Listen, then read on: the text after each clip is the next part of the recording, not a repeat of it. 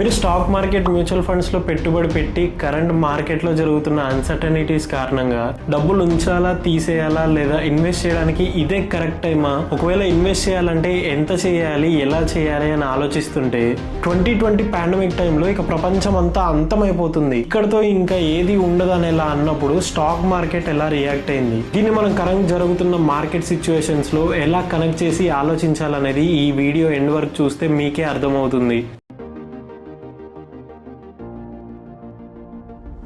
2020 pandemic టైంలో stock market all time highs నుంచి దాదాపు ఒక నెలలోనే 40% వరకు పడింది. ఫైనాన్షియల్ మార్కెట్ లో ఎప్పుడు అలా జరగలేదు. అప్పుడు అందరూ ఇక్కడతో ఇంకా ఏమీ ఉండదు అనేలా అనుకున్నారు. కానీ మార్కెట్ అక్కడ నుంచి దాదాపు నెక్స్ట్ 3 నుంచి 5 నెలల్లో స్టాక్ మార్కెట్ 200% దాకా పెరిగింది. అది ఎప్పుడు జరిగింది?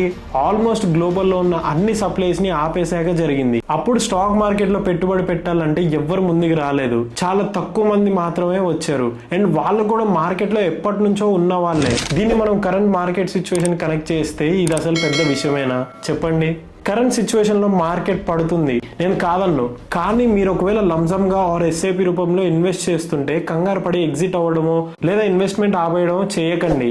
పర్టికులర్ గా ఈ 1.5 ఇయర్ లో మార్కెట్ లోకి ఎవరైతే ఎంటర్ అయ్యారో, పర్టికులర్ గా ఈ 1.5 ఇయర్ లో మార్కెట్ లోకి ఎంటర్ అయిన వాళ్ళు మార్కెట్స్ కి కొద్దిగా టైం ఇవ్వండి మళ్ళీ పెరగడానికి. ఒకవేళ మీరు షార్ట్ టర్మ్ కోసం మార్కెట్ లోకి ఎంటర్ అవుతుంటే మీరు ఈక్విటీ జోలికి అస్సలు వెళ్ళకండి. షార్ట్ టర్మ్ కోసం మనకి వేరే ఫండ్స్ అండ్ ప్రొడక్ట్స్ ఉన్నాయి.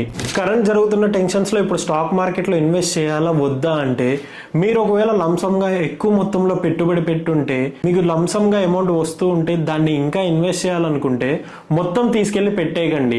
తర్వాత టైమ్స్ లో మార్కెట్ పడుతుంటే మీరు ఇంకా పానిక్ అయ్యే అవకాశం ఉంది. మీకు వస్తున్న అమౌంట్ నుంచి 10 to 15% ఆర్ ఇంకా ఇన్వెస్ట్ చేయొచ్చు based on your financial condition. Me condition ని బట్టి ఇన్వెస్ట్మెంట్ చేయండి. అలానే మీరు మంత్లీ ఎస్ఐపి చేస్తుంటే 10% ఇంక్రీజ్ చేసి ఇన్వెస్ట్మెంట్ చేయండి. ఒకవేళ మీకు మార్కెట్ లో ఎలా ఇన్వెస్ట్ చేయాలి, ఇంకా ఎంత ఇన్వెస్ట్ చేయాలి, అసలు స్టాక్ మార్కెట్ గురించి మీకు అవగాహన లేదు, ఒకవేళ మీరు ఇన్వెస్ట్మెంట్ ఎలా స్టార్ట్ చేయాలనుకుంటే ఇక్కడ ఉన్న నెంబర్ ద్వారా మమ్మల్ని కాంటాక్ట్ అవ్వండి. మా సోషల్ మీడియా ద్వారా కూడా మమ్మల్ని కాంటాక్ట్ అవ్వచ్చు.